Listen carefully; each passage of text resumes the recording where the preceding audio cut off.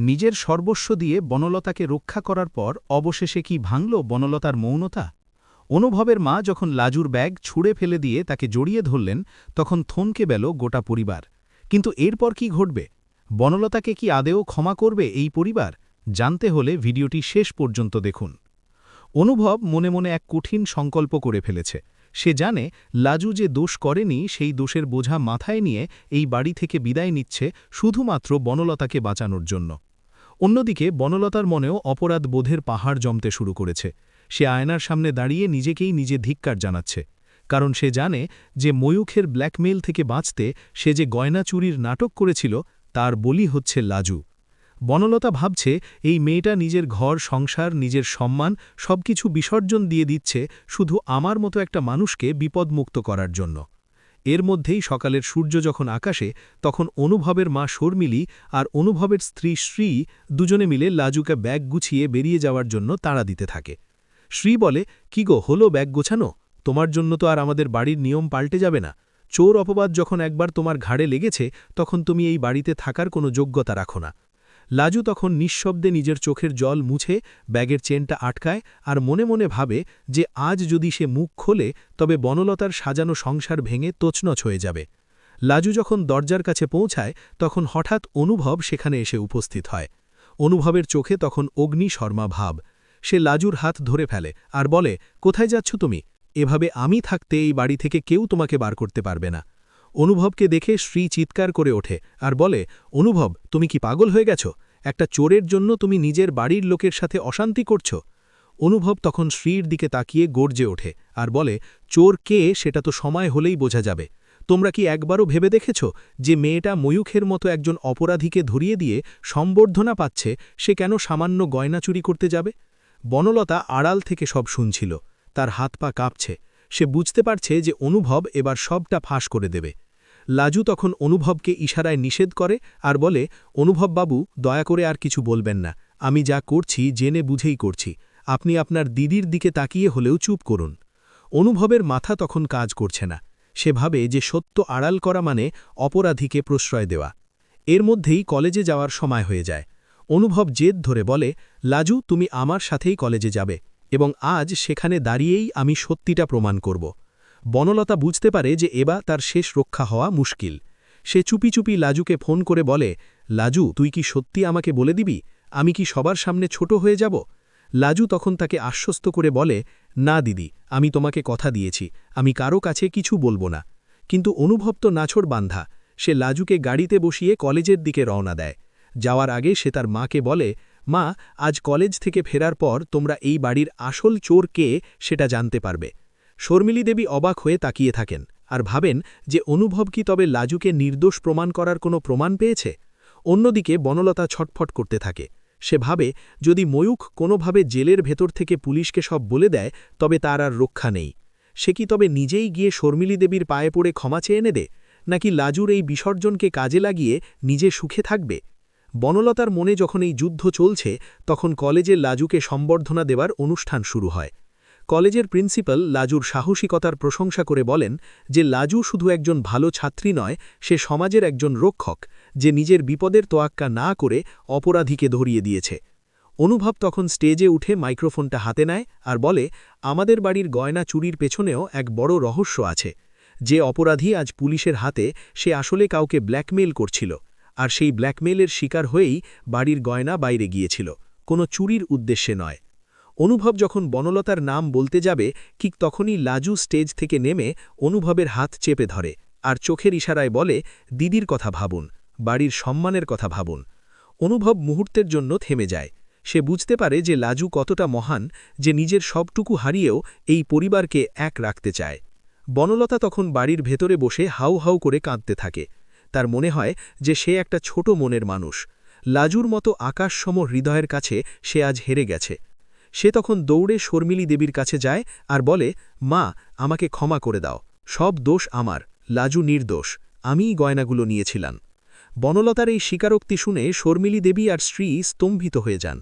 বনলতা তখন একে একে সব সত্যিটা খুলে বলে, কিভাবে সে ময়ূখের জালে ফেসে গিয়েছিল আর কিভাবে লাজু সেটাকে শেষ রক্ষা করেছে। বাড়ির পরিবেশ তখন গম্ভীর হয়ে যায়।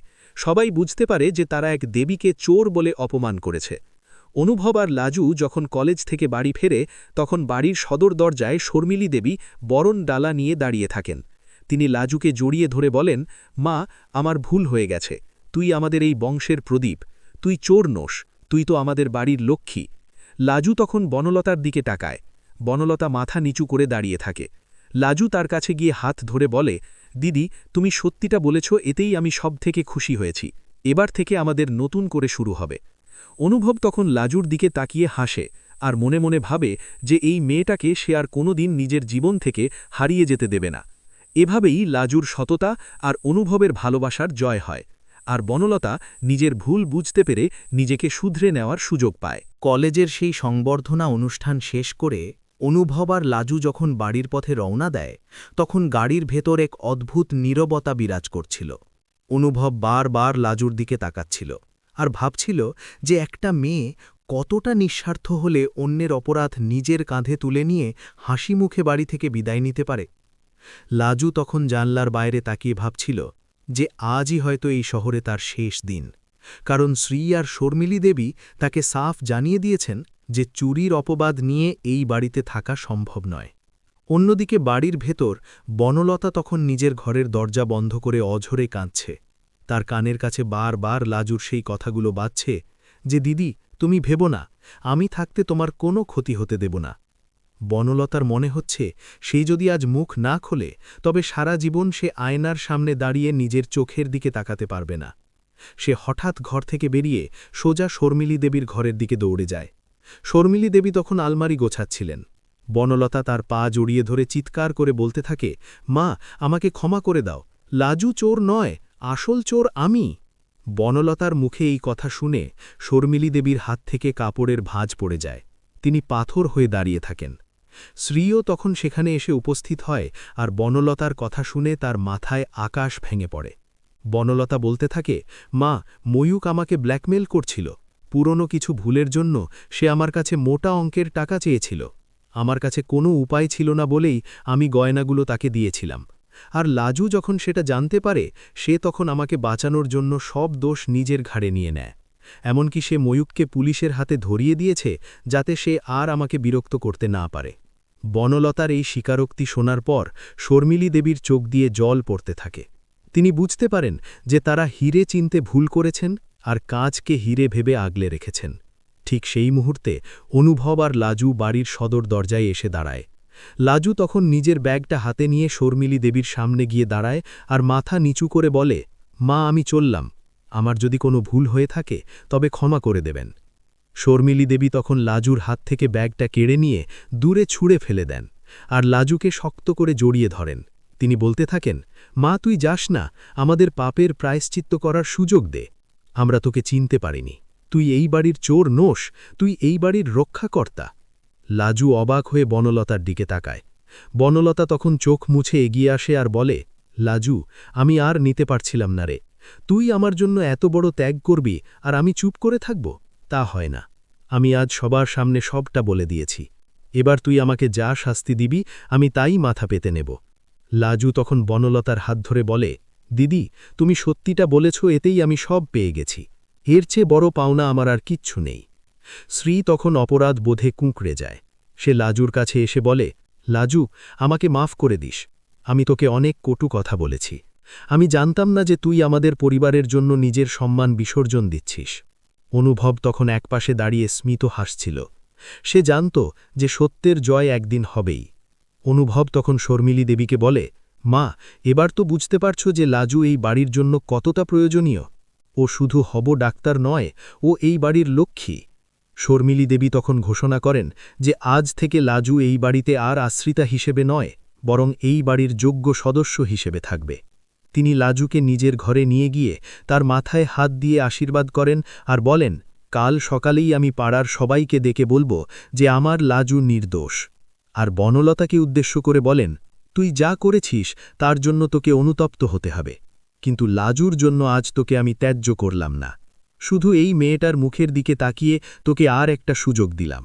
বনলতা তখন লাজুর পায়ে হাত দিয়ে প্রণাম করতে যায়। লাজু তাকে থামিয়ে দেয় আর বলে, দিদি, বড়রা ছোটদের প্রণাম করে না, তুমি শুধু আশীর্বাদ করো যাতে আমি ভালো ডাক্তার হয়ে মানুষের সেবা করতে পারি। সেই রাতে বাড়ির খাবার টেবিলে এক অদ্ভুত শান্তি ফিরে আসে।